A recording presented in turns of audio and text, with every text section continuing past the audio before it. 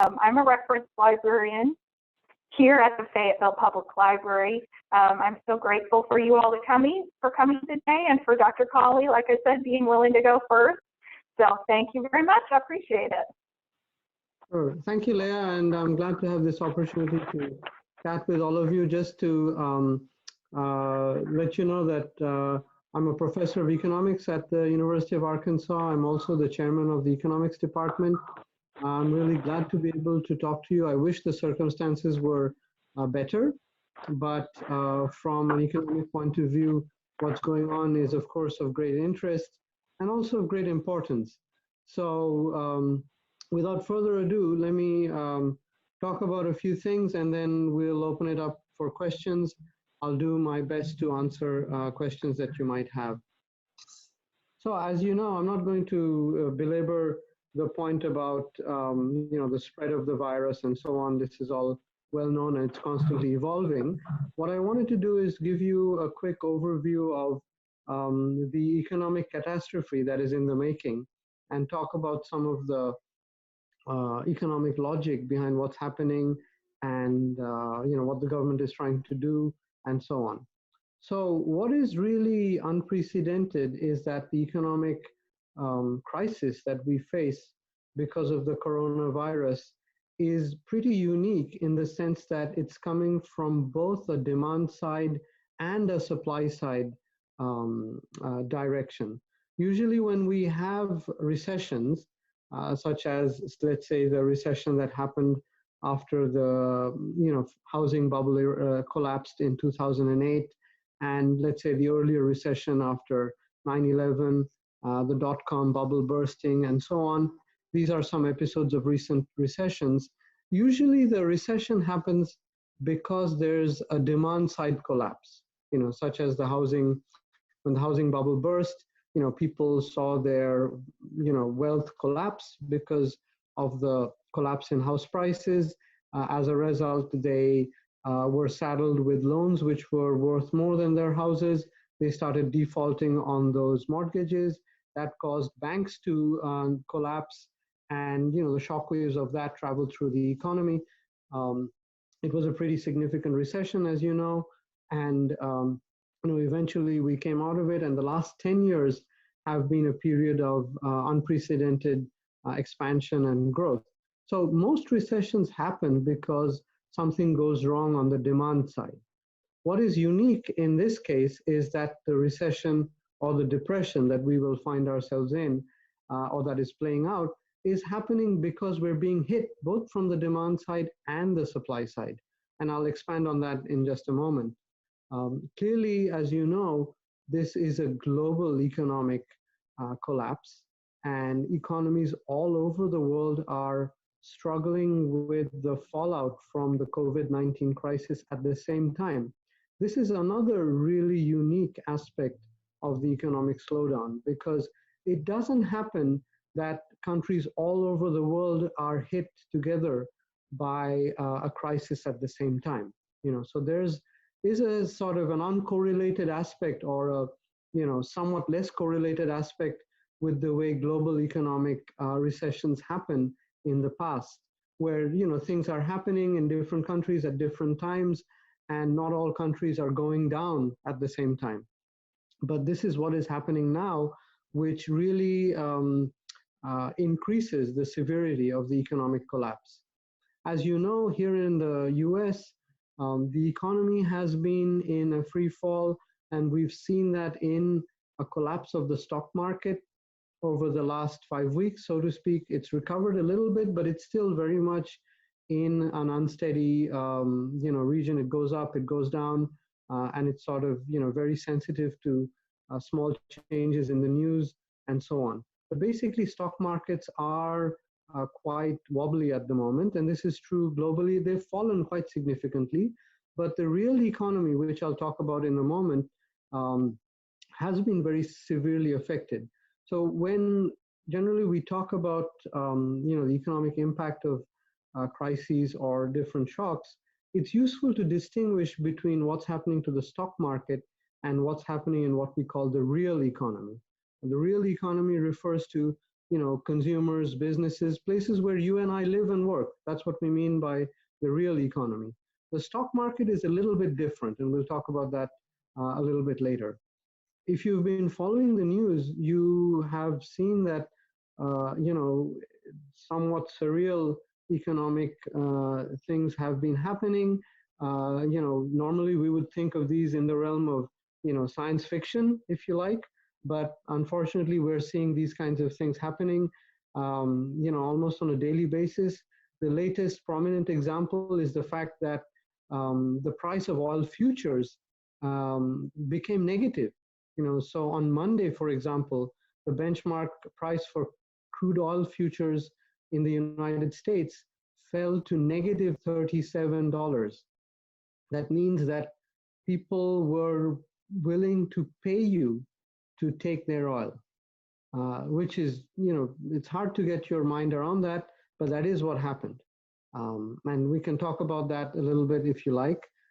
It's still a very peculiar situation. So let me just talk about the supply side, and then I'll talk about the demand side, and then we'll try and bring things together a little bit and talk about what's happening at the moment. So the supply side shock that's coming into the economy because of the coronavirus crisis is the fact that, global supply chains have been disrupted. So as you know, from your purchases and your, if you just look around your house, a lot of the things that we buy on a daily basis are either directly made in China or have components that come from a bunch of other countries. So China has, over the last 20 years, become the hub of the global supply chain. But other important parts of the global supply chain in East Asia are countries like Korea and Japan, several other countries, Singapore, Taiwan, and all of these countries have been hit pretty severely by the coronavirus crisis. As you know, the Chinese economy went into a freeze for the last 2 months, January, February, March, and they're gradually coming out of it now, but it's still very, very slow. But, virtually almost everything we buy relies on the global supply chain. So if you just think about the laptop or the tablet that you are viewing this program through, well, the components for a Dell laptop, which I'm using, come from 10 different countries. At a very mundane level, if you have kids, they might like Barbie dolls. Well, the Barbie doll components for the Barbie doll come from 5 or 6 different countries, and then they're assembled somewhere. But this is true of almost every product these days, and we call this intermediate inputs trade. So if you think about automobiles, electronics, anything, they rely on components that come from other countries, and many of these are countries like China, Korea, and Japan.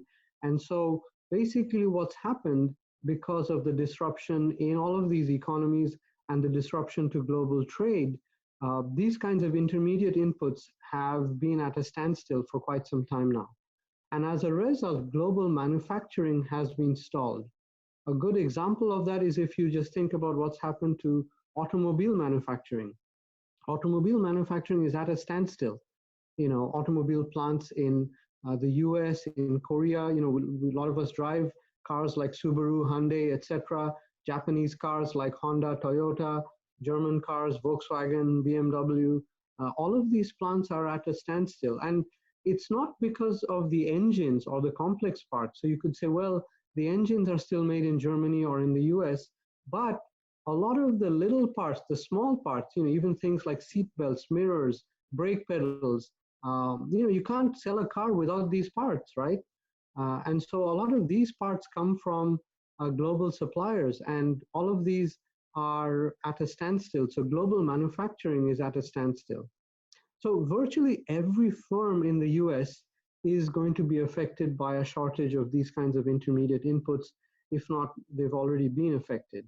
And that's because one of the big transformations in the global economy in the last 20 years has been the rise of global supply chains and the importance of global supply chains. So basically, inputs are in short supply for almost every kind of product that you can think of.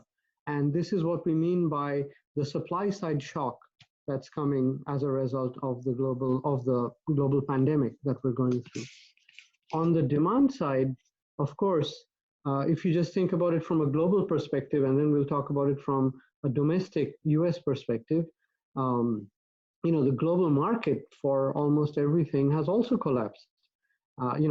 China has been a big and growing market for many firms and many countries. It's the biggest market for many firms like Starbucks, Apple, General Motors, Tyson Foods, close to home. There are many countries which are, being hit very severely because of the demand collapse that's happening as people stay at home, they buy less, stores have been shuttered and so on.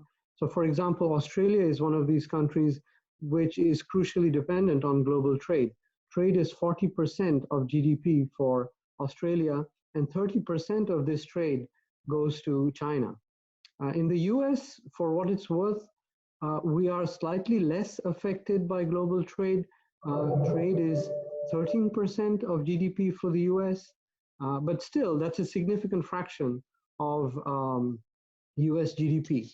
Of course, it's not just global demand that has collapsed, but domestic demand, which you're seeing all around town, basically as fear of the virus or the virus itself has spread. We have stopped going to restaurants, concerts, movies. People have stopped traveling. Airlines have seen their capacity shrink by about 80%. I think United Airlines yesterday said that their revenues and their sales were down by about 80%. So it is with almost every other airline. Think about what's happening to hotels and so on. As you know, sporting leagues are in deep freeze at the moment. Hotels, museums, amusement parks are all closed. There are travel bans in the US from various parts of the world. As you know, travel from Europe is also temporarily suspended. And this all combines to create a big blow to consumer and business confidence, which can further sort of magnify the amplitude of the shock. So, as a result, with less revenue and no certainty about when businesses are going to bounce back, many companies and establishments have started laying off employees. As you know, the sort of hospitality sector, restaurants are really suffering, restaurants, hotels, etc. If you've seen the news this morning, then you've seen that an additional 4.4 million people have filed for unemployment claims this week. And so this puts the total over the last 5 weeks at 26 million people. So 26 million people have filed for unemployment benefits in 5 weeks. This is without precedent, without historical precedent. The biggest number in recent memory is in 2008, and that number was 700,000. So just to put it in perspective, if you think that the 2008 recession was particularly hard, then this is sort of, totally out of the ballpark. So 26 million is, between about 15% of the working age population in the US. So we already have 15% unemployment in 5 weeks. This is unprecedented. During the Great Depression, this took a year to get to sort of 10 or 15% unemployment. And here what we're seeing is warp speed, so to speak, a recession playing out in the blink of an eye. And so as a result, people who are unemployed will also pull back spending. And, this could affect, kind of have a knock-on or a domino effect on all kinds of other businesses. People will obviously start defaulting on loans, mortgages, car loans, etc. And this could put the financial sector under stress also. So that's the sort of second wave of possible negative economic shocks.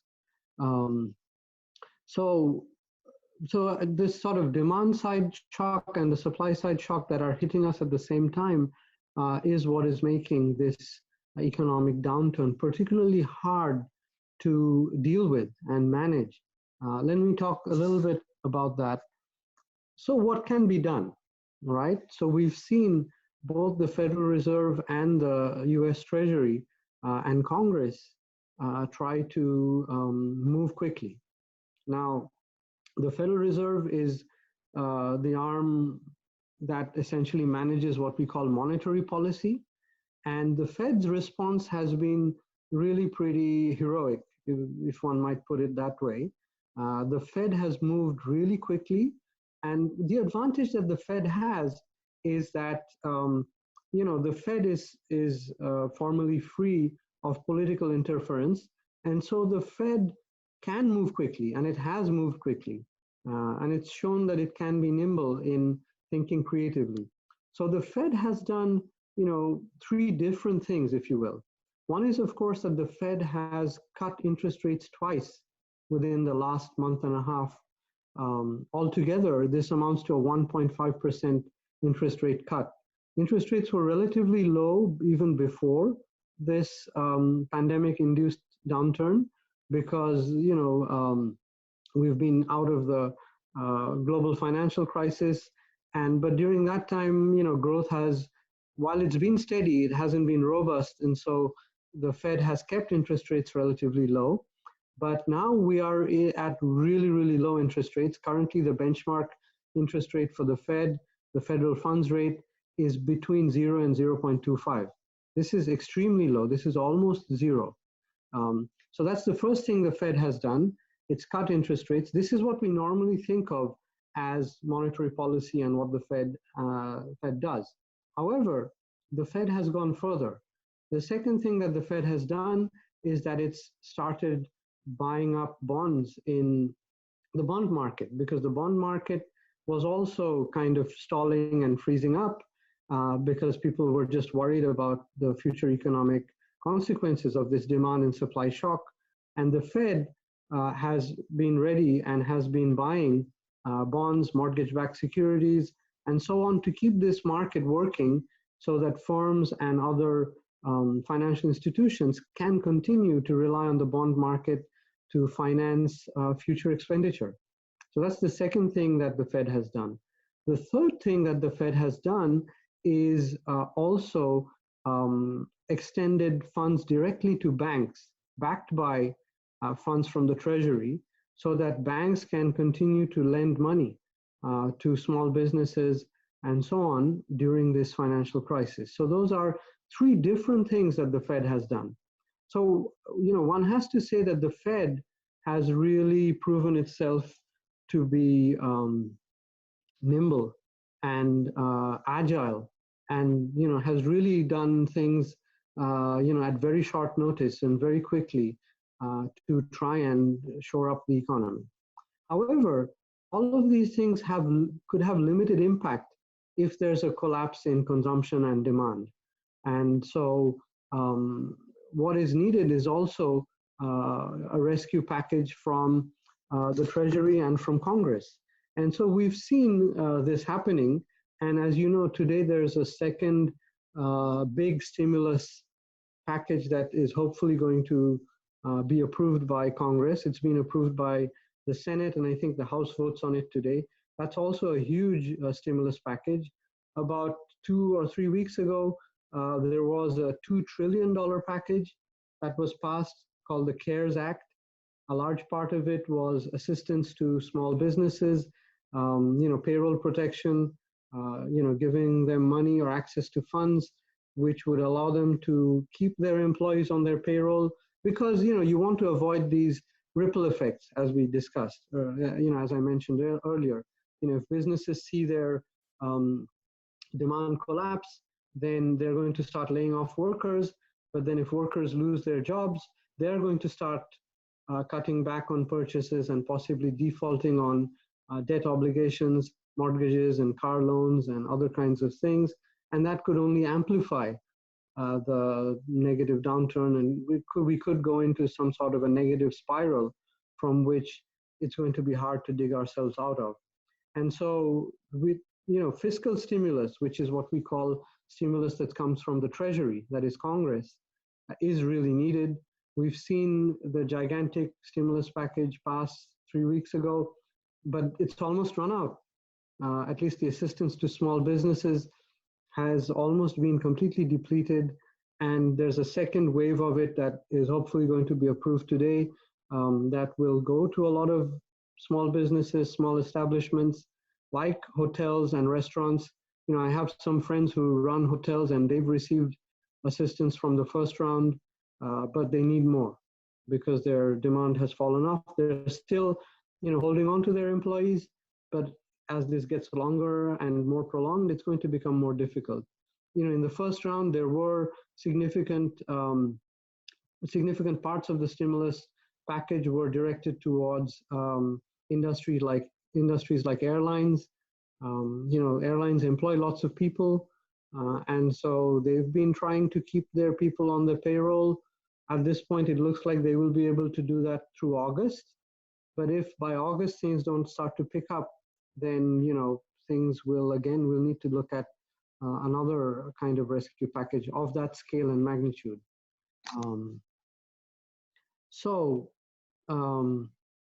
This kind of collapse is what we call a sudden stop in economic activity. And this is unprecedented for a rich country like the United States or Europe. What's happened, we've seen the yield on treasury bonds also fall to very low rates. Which is good for the US government, given that we need to finance a huge budget deficit to pay for the stimulus. What this essentially means is that the government can finance its debt at really low interest rates. I think currently the interest rate on treasury, 10-year treasury securities is below 0.6%. So we really need the government to engage in deficit spending, gigantic stimulus packages of the nature that we're seeing to prop up demand, keep businesses from collapsing further. The Fed has done a lot. There's not much more that the Fed can do. Recent forecasts by economists such as JP Morgan expects the economic contraction to be 2% this quarter, maybe 3% next quarter. So US GDP is going to shrink. The same thing is happening in Europe. The IMF, the International Monetary Fund, I think earlier this week said that they expect global GDP to shrink by 3%. So this is a global economic recession. And so economic output is going to contract by about 3% globally over the next year, I think. So that's a very quick overview of the economic collapse. I'm happy to answer questions at this point.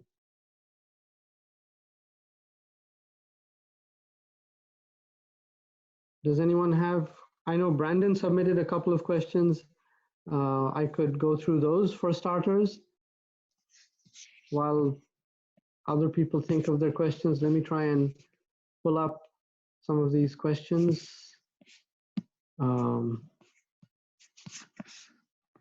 Okay. So let me see if I can find those questions. Brandon, do you want to ask your questions again so that everybody else can hear them?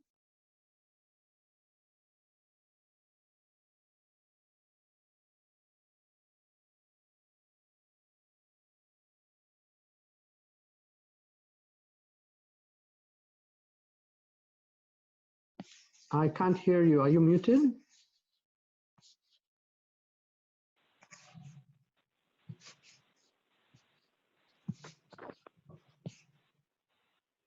Go ahead. I think I hear something. No, still can't hear you.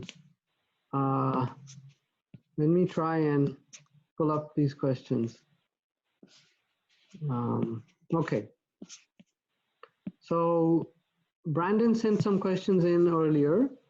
One question was, what does the Federal Reserve's actions early in the crisis portend for the role of central banks in the economy post-COVID, specifically the Fed's role in the global economy? is the Fed's guarantee to do whatever it takes, inflating asset prices while the real economy is moribund? Well, I think that's a very good question.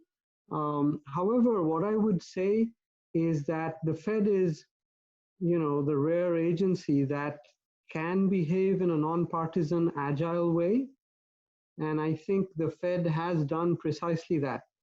Given that things have been, this economic crisis has been unfolding at unprecedented speed.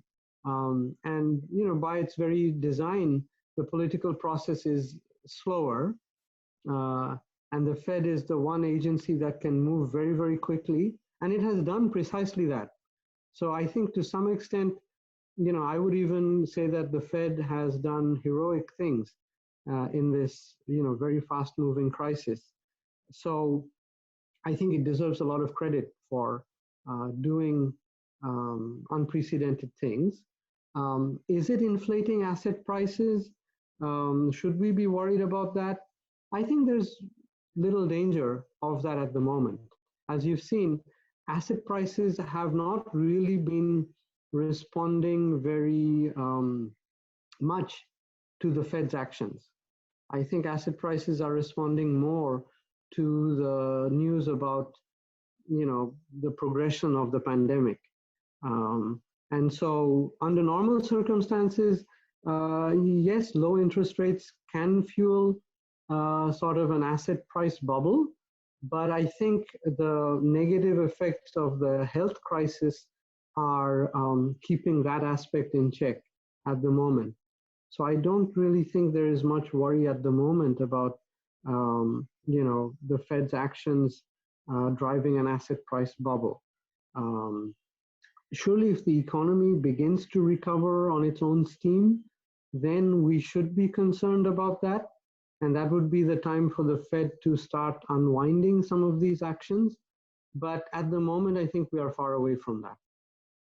So I think, we should, to some extent, the Fed doing whatever it takes, so to speak, is the right thing at the moment.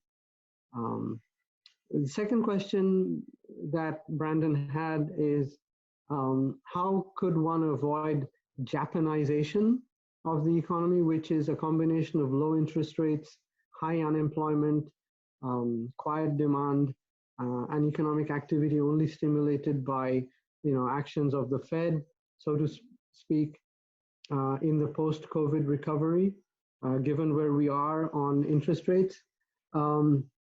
I think this is possible, certainly.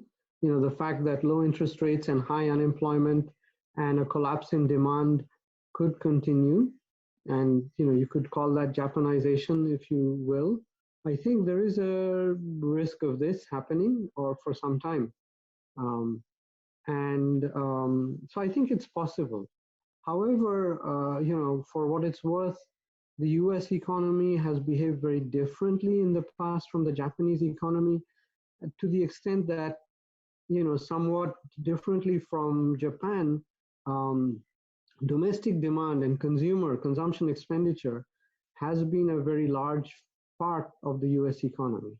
So consumption, that is you and me buying stuff, going to movies, going to restaurants, going on vacations, buying toys and gadgets and things like that, has been about 65% of the US economy.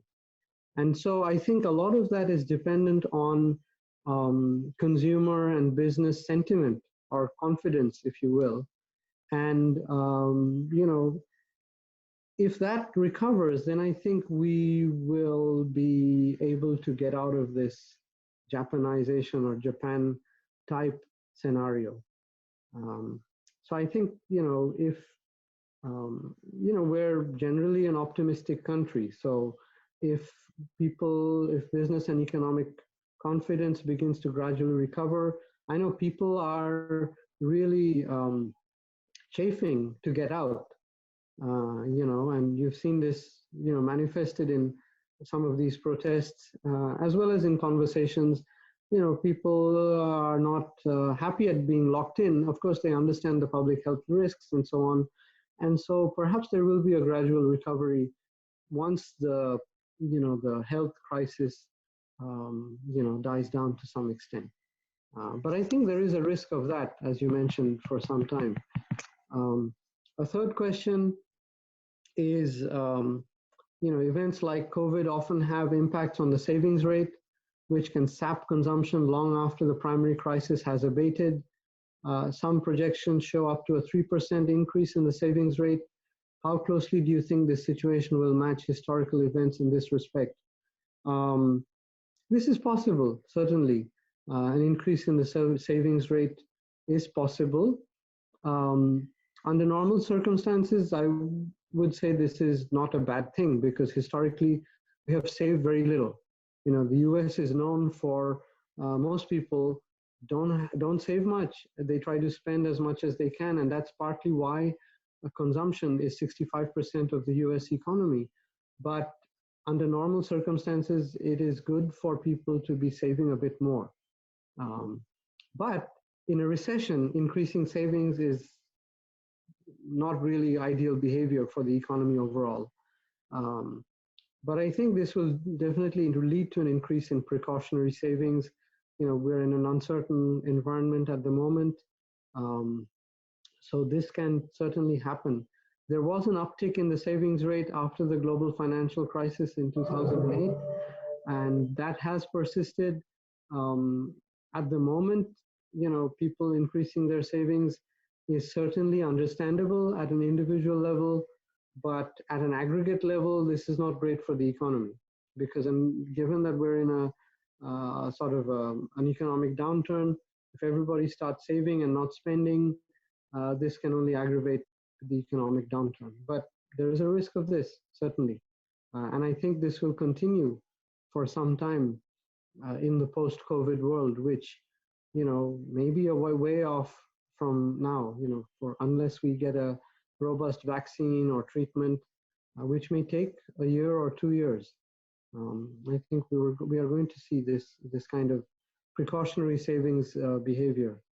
The last question is, could you address the risk of moral hazard for corporate actors given this crisis response, and compare the moral hazard risk to that created by previous bailout actions? So it's a good question. So what Brandon is referring to as moral hazard is essentially the idea that, if you get bailed out and you expect to get bailed out every time, then it could change your behavior, and it could lead you to engage in riskier behavior going forward, because that, the government will bail you out. And that's called moral hazard. So the idea that if you get bailed out, it can skew incentives going forward, and that you will act less responsibly because, if you get into deep trouble, the government will bail you out. So I think there is not much risk of moral hazard in the face of a pandemic, right? I mean, it's sort of, you don't really expect, people to think, oh, well, if there's another pandemic, then the government will bail me out.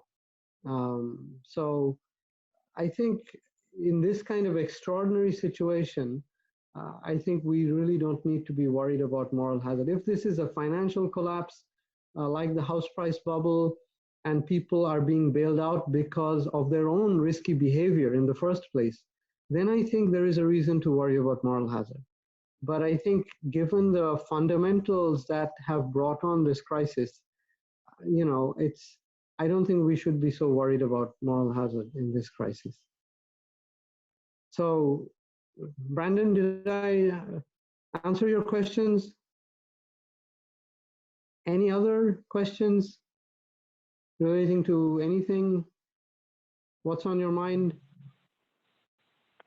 You can either go ahead and unmute yourself and ask your question, or if you'd like to put it in the chat, you can do that as well. I'd be happy if people could just unmute themselves and ask questions if they want to.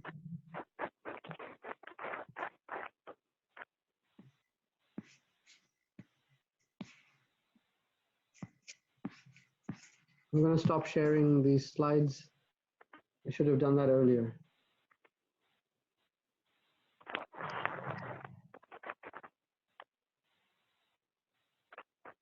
Any questions? Any more questions? Anything on your mind about the economy, the local economy?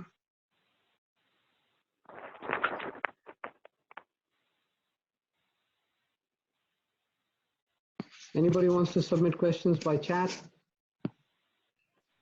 I have a question, Dr. Colley. Yes. So once the crisis is kind of over, how long do you foresee this like impacting us economically? You kind of talked about that a little bit, that it might last some time, but do you think it'll take as long as the recession in 2008 took, or do you think once people are able to go out and about that it might kind of stimulate it to not last as long? So I think, so there's, partly the answer to the question is in your question, which is that if people are able to go out and about, we don't know when that will happen, right? So, I mean, when people are able to go out and about, I think we will begin to see a recovery. But the question is, when will that happen, right? For sure, even if, by some miracle tomorrow, we find out that there is a good course of treatment, or that there is a path to identify, um, who is infectious, who is not. Um, Even if that were to happen, I think people will be cautious about gathering in public places, right? And going to places where they are not sure whether these are COVID-free areas or so on. So I think travel and hospitality um, will continue to, suffer for a while. Restaurants, unless they can really create safe social distancing layouts, which might mean a dramatic reduction in capacity. Maybe only 1/3 of the patrons in a restaurant can be there at any given time. I don't know. I'm just sort of giving you a hypothetical scenario. Um, so, uh, so I don't think there will be a V-shaped recovery. I think it'll be more like bathtub shaped recovery. Hopefully, a small bathtub, but um, I think it's going to take some time. This is my best guess. I think at least a year. Okay. I know my parents are trying to retire soon, and this has kind of put a damper on that, obviously. And that's something they ask or they think about quite often. And I'm sure a lot of people, there are a lot of baby boomers that were thinking about retiring in the next 4 to 5 years. And I kind of see that maybe impacting the economy as well, with people foregoing retirement and continuing this process we've had of, millennials having a hard time finding jobs. And do you, I guess. Yeah, unfortunately, I agree with you on this. I think this is a really hard time for people who are entering the job market or are early in their careers in particular. It's a hard time for everyone, but I think, many companies are probably not are going to institute hiring freezes for some time, except for some industries. So there are some industries that are doing relatively well. So companies like Walmart, Amazon, um, um, Clorox, um, FedEx, UPS, perhaps. These are companies that are, doing well. Um, but other than those sectors, I think other sectors of the economy are going to be cautious about taking on new people, hiring new people in this environment. Certainly, it's a really unfortunate situation for people who are close to retirement. Um, and so I completely agree with you. I think this is a hard time, particularly for people entering the job market at the moment. Think about people who are going to graduate from college this year Yeah, or next year. Unfortunately, during the last recession, I was one of those, I guess. I entered the job market around the time that it was kind of, Yeah, it was getting better, but it wasn't okay yet.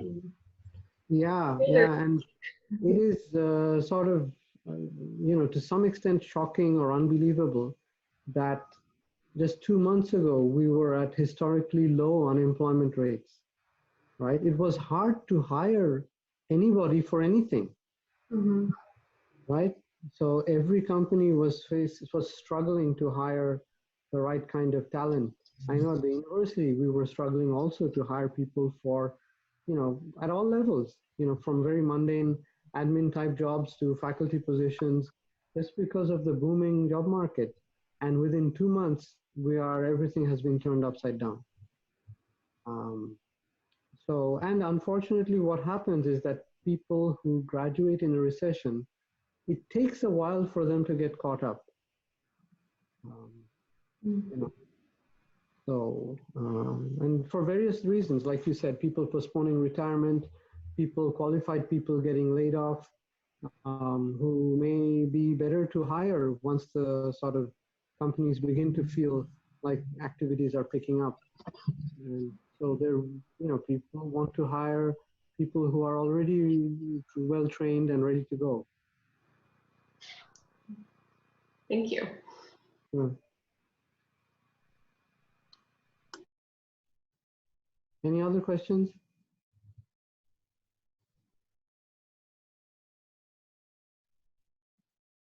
What I will say is that it seems like, as I said, the Fed is moving fast. The Fed has already done a lot. I think, Congress is also moving relatively fast, given the speed at which things happen there. And they seem to be doing mostly the right things. I think that as soon as the public health aspects get under control, that is, the curve is flattened, and I think people will continue with social distancing, masks, and things like that for some time. But I think once the public health aspects become more controllable, that I don't see there's any reason why the economy should not recover relatively swiftly. So what I would say is that, the fundamentals of the US economy were strong. It's not like when we had the housing collapse, where it was a bubble and, people were getting into debt way above their means. So I think that the economic fundamentals are sound.